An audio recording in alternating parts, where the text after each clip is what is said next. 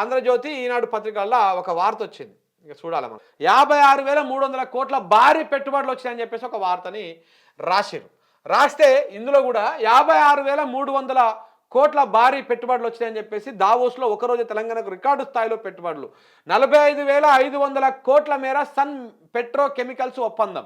ఈ Sun petrochemicals ఒప్పందము Nagarkurnool, Mancherial, ములుగులో ఈ ప్రాజెక్టులు ఏర్పాటు చేస్తారంట. నగరంలో 10,000 కోట్లతోటి ఏఐ డేటా సెంటర్ క్లస్టర్ ఏర్పాటు చేస్తారంట. ఏర్పాటు చేసేందుకు control S data center ready. 800 కోట్లతోని జేఎస్డబ్ల్యూ యుఏఎస్ యూనిట్. హైటెక్ సిటీలో 3.2 లక్షల చదరపు అడుగుల్లో హెచ్సిఎల్ కొత్త క్యాంపస్, 5,000 ఉద్యోగాలు. తెలంగాణ అంటేనే బిజినెస్, పెట్టుబడులతో రండి.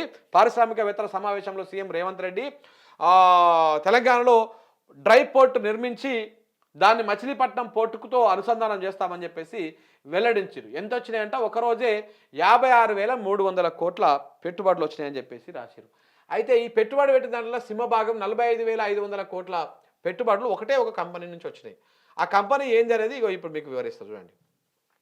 ఇక దీని కంపెనీ ఏంది, దాని భాగోతం ఏంది.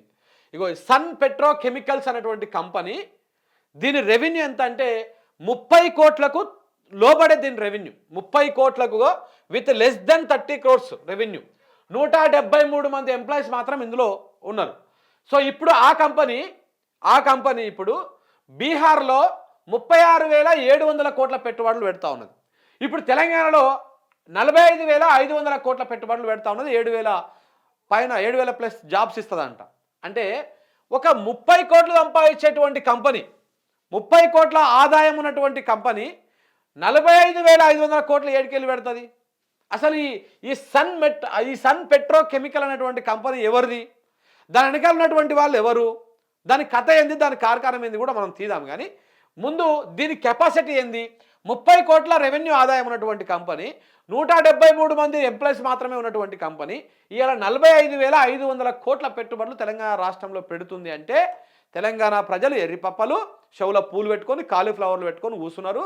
అందుకనే ఇగో ఇట్లా పేపర్లు వార్తలు రాస్తాయి అన్నమాట. ఎంత పిచ్చోలం చేయడానికంటే ఇంకొకటి ఏం లేదు. చూడండి, ఇగో దీని భాగవతం అంతా కనపడతా ఉంది. 3 మిలియన్ ఎంప్లాయీస్ 173 మంది,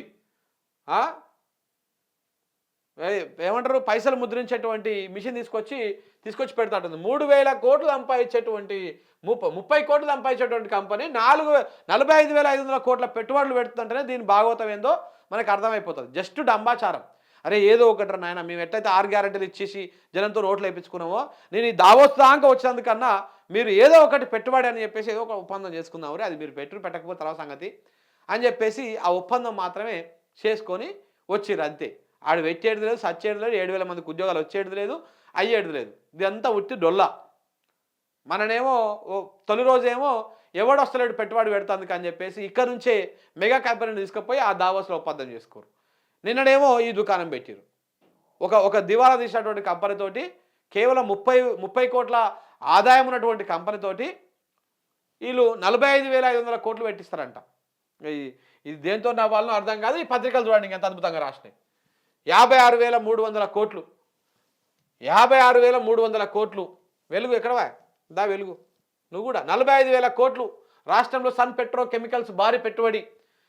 ఇది ఇంతే డంబా అనమాట, భజన. ఇగో 45,500 కోట్లు చూడు, 45,500 కోట్ల పెట్టుబడి కేవలము భజన మాత్రమే అనమాట. ఇలాంటి కార్యక్రమే చేస్తూ ఉంటారు.